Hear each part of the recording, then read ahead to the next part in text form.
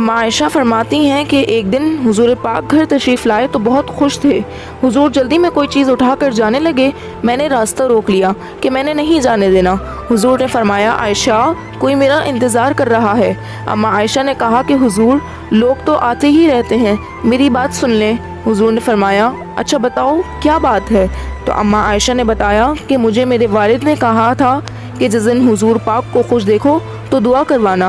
حضور نے ہاتھ اٹھائے، اے اللہ عائشہ اور ابو بکر کو عزت والی زندگی عطا فرما، اے اللہ ان کا حساب قیامت میں آسان فرمانا، اور پھر کہا کہ اے اللہ انہیں بغیر حساب کے جنت عطا فرمانا۔ حضور دعا مانگ چکے تو پوچھا عائشہ خوش ہو گئی؟ کہا جی خوش ہو گئی ہوں۔ حضور پاک اٹھ کر جانے لگے تو واپس لوٹ آئے اور فرمایا عائشہ میری دعا سن کر رو رہی ہو؟ قسم ہے اللہ کی ذات کی میں اپنے ہر امتی کے لیے یہی دعا دن میں 2 بار